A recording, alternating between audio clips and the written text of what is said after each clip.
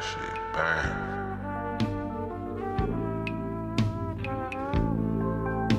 What do you do with your round table crew? Round table squad? Round table gang, gang, gang, gang, gang! It's another day of round table.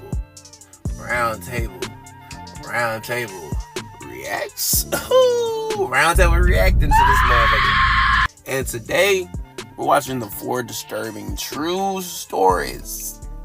True scary stories. Animated.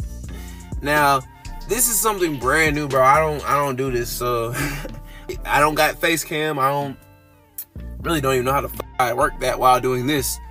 But maybe I'd have to have a desktop. I don't know. Probably would need a desktop to do that shit. Anyways, all that yapping. We're here for another day of motherfucking reviews and watching some shit. Round table gaming is gaming every day. You're finna end off this year strong as fuck. But for the whole October, bro, horror fest, nigga. Straight horrors and screams for y'all boys. I'll tap into the Twitch, bro. Sauced Up Goat. Tap into the YouTube, bro. Round table gaming. I'll have to show y'all how to. I'll put the link in the description. Anyways, round table story. My name is AK. I've always wanted to share my story here, but nothing truly scary ever happened to me until a few days ago. It was during my university break. I'd come home to rest for a week. The first 4 days were fine, but on the 5th day, I heard whispering. It wasn't a hallucination. It was clear, real, right there. But I ignored it, told myself it was just the horror movie I'd watched earlier. Then came the 6th day. I have a little routine. I usually sleep in the large bedroom I share with my aunt, mom, and grandma. Then at 6:30 a.m., I move into my grandpa's room. He was always awake by then, out on the terrace getting fresh air. And his room is much cooler, easier to sleep in. But this time, I woke up at 3 a.m. I was half asleep, eyes closed, pillow and bedsheet in my arms. I didn't think twice. I knew the house well enough to walk with my eyes shut. I opened the door to my grandpa's room, and when I opened my eyes, my heart stopped. Grandpa was sitting upright on the bed, just staring at me. Cold, empty eyes. I froze. Then I snapped out of it, realizing it was still the middle of the night. I forced a smile. "I'm sorry, Grandpa." He just grinned at me. I shut the door quickly and turned to run back. That's when I heard it, his laugh. I stopped in my tracks. The sound was so strange, so wrong. I opened the door just a crack, and he was already there, looking straight at me through the gap, still laughing. Fear washed over me. I ran back to Grandma's room. But when I opened the door, my aunt, my mother, and my grandmother were sitting there, all three, staring. At that point, I ain't even gonna lie, bro. It's 3 a.m., nigga. Hey, whatever's outside finna have to take me, gang. I'm not with this possession ass. This shit right here, bro, to scream demons, and I don't fuck with demons. Get them bitch away.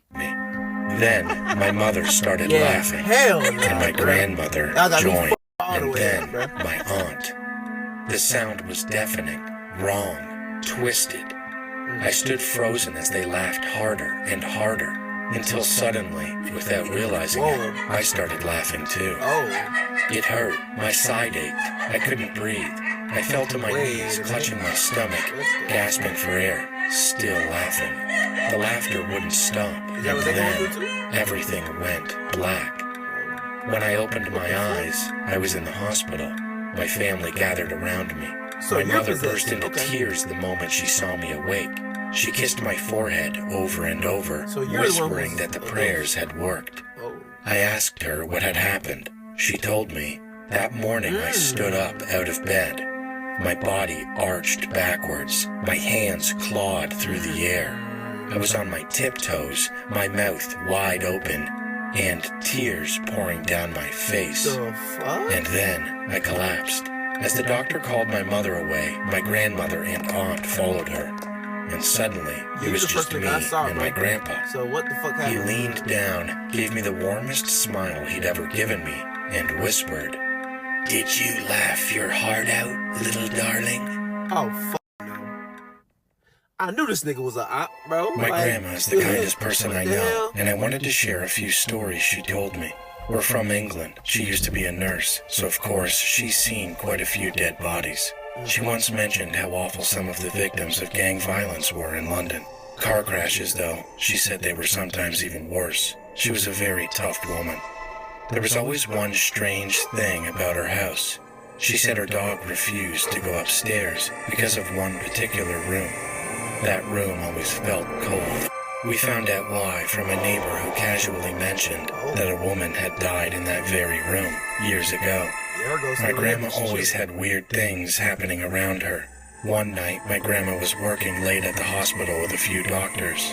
She was alone in one of the wings when she heard the sound of a cane tapping slowly down the hallway. She didn't think much of it at first. There had been an elderly woman staying there for a long time who always banged her cane when she walked. But then she remembered something. That woman had passed away earlier that week.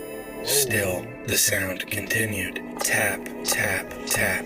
She turned the hallway lights on. Nothing. No one was there. At first, she told herself it must have been the pipes, or maybe the old building settling. But the same sound came back the next few nights. Always at the same time. Always the same steady tapping. Eventually, she came to believe that the woman's spirit was still walking the halls of the hospital. But here's the story that I could never get over. The day my mom was born, my Nana brought her to the hospital to show her. I'm not gonna lie, bro. By that point, like, bro, I'm not gonna lie.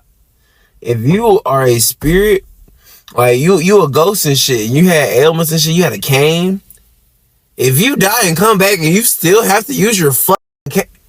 Lame. Lame.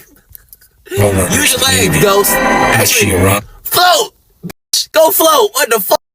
One of the doctors waved her over and offered us parking spot right next to the entrance. She was grateful. It saved her a walk with a newborn in her arms. She parked and went inside. Just moments later, she heard a loud, sickening thud from outside, followed by screaming. She ran out, and what she saw chilled her. A man had fallen from one of the hospital's upper floor windows. He landed directly on the car, parked where she usually would have parked. It was the car of the doctor who gave her his spot. If she had parked in her usual place, in her tiny Mini Cooper, the damage would have been horrific, fatal. If my mom had been in the back seat, she likely wouldn't have survived. Later, she asked what had happened. The man who jumped hadn't shown any signs of distress.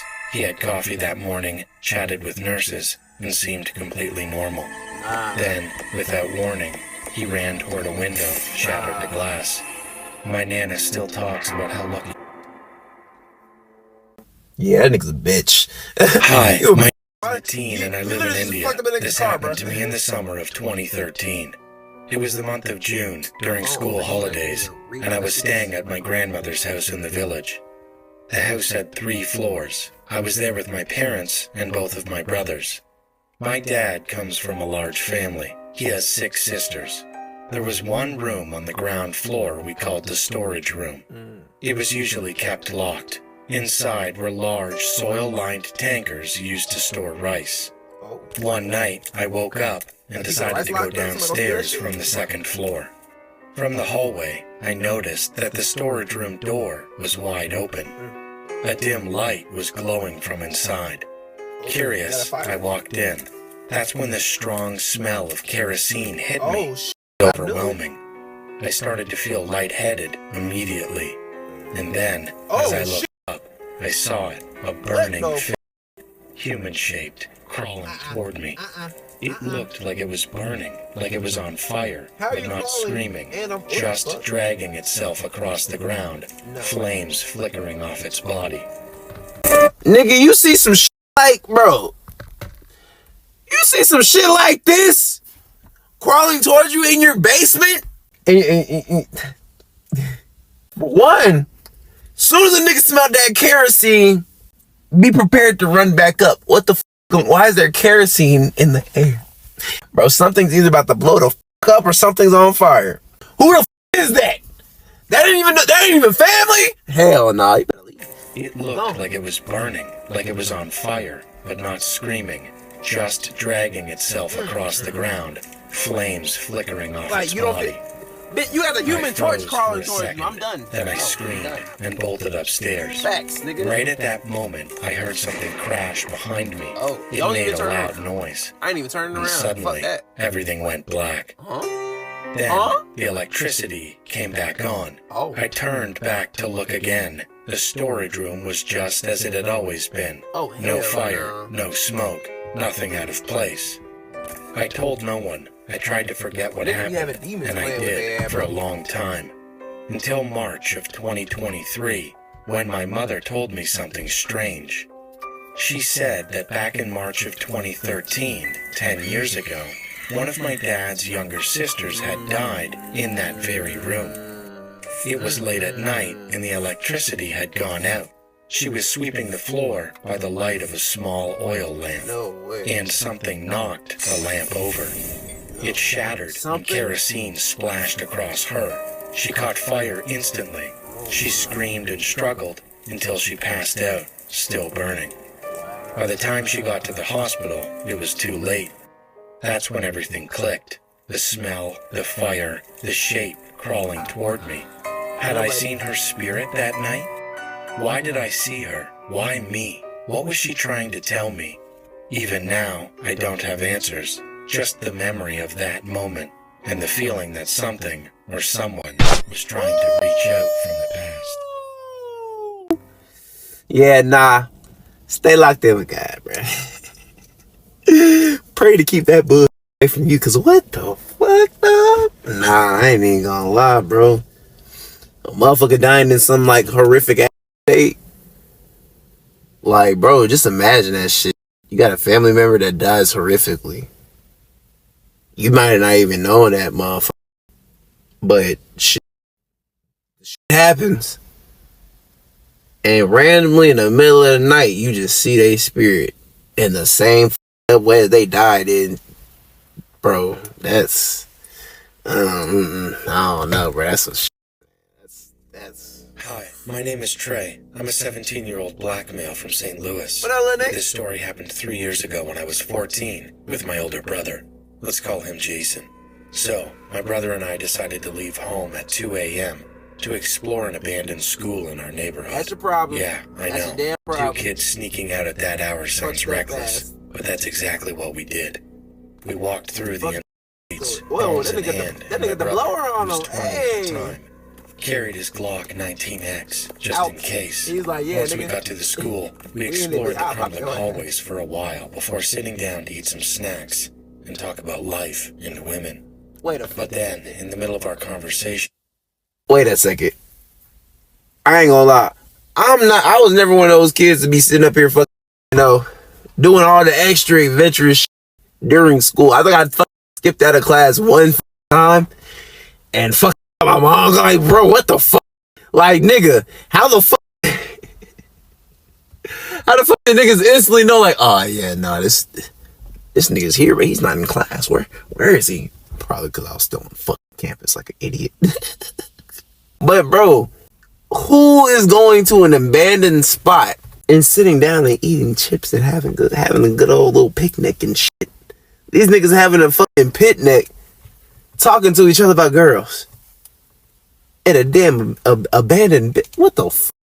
Nigga, if you don't go to your brother's room and go have a talk, bro, what the fuck? Y'all niggas can chop it up in the crib, bro. The air shifted.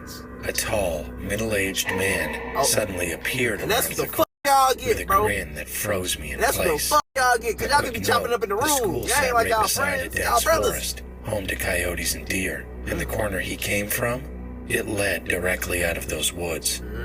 He was about 6'4", mid-30s, shaven head, dressed in a black jumpsuit. His steps were uneven, dragging his left foot across the ground, and even from a distance I could smell the alcohol on him. My brother's hand slipped into his bag, ready for anything. I was just 14, but I wasn't small. I'd been boxing for 6 years. My brother stood tall at 6'3". Still, none of that mattered when I saw the man's eyes. He looked empty, terrifying. He staggered towards us, lifting the bottle in his hand. Want a drink? I want to pop you in your face, but every instinct in my body screamed at me. My stomach nodded, my skin crawled, and my brother grabbed my shoulder like he felt the same thing. The man muttered something we couldn't hear. When we asked him to repeat it, he smiled and said, I wonder what your blood would look like on the grass. That was when he started describing, in disturbing detail, how he would where the kill Glock someone at, though? and Like, feed their real body talk, to the talking, bro. forest. Glocky. Then, without warning, he shouted, Come in, you punks.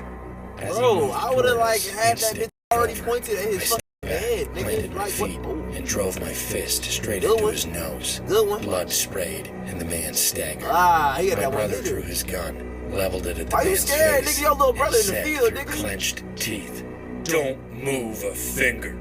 The man laughed, blood dripping Okay, down his brother, back face. I'm gonna kill you and your brother. Before he could finish, I started punching him Hey! Bruh! Nigga say he 14? That nigga getting to it. What the Hey, that nigga was more turned than the motherfucker. Than his older brother. That nigga got a whole gun. He over here shaking his shit. That nigga said, that, bro, you not finna do shit. for yelling, Get away from us! On his... What the fuck? A neighbor had heard the shouting and called them. They pulled me off the man. My brother and I told them everything. The officers arrested him, and we walked home in silence. The moment we stepped through the door, the weight of it all hit me. My chest tightened, and I broke down, sobbing, uncontrolled. I'm 17 now. My brother is 23. To this day, I wonder what would have happened if I had taken that drink from the man. Why would you have taken that drink? Bro, it was a random stranger. Huh? So, for one, you motherfuckers is out doing whatever the hell you doing. But you was gonna consider taking a drink from that motherfucker? Huh? You was finna consider taking a drink from that nigga? I ain't gonna lie to it. It's a little brain dead, kid. You should have had more common sense than that. I ain't gonna lie, he had the instincts to whoop that nigga ass, but to even consider taking a drink from a random ass drunken stumbling nigga, fuck no, bro. Better stay your ass back, dog. Real talk. If you need some help, tell me from a distance, cause I'm drunk niggas are too unpredictable, bro. just nah. And then, bro, he coming from the woods, around the corner from an abandoned ass, but yeah, nah. Buddy should have had Glocky pointed from the beginning. But that's gonna be all for our roundtable reacts.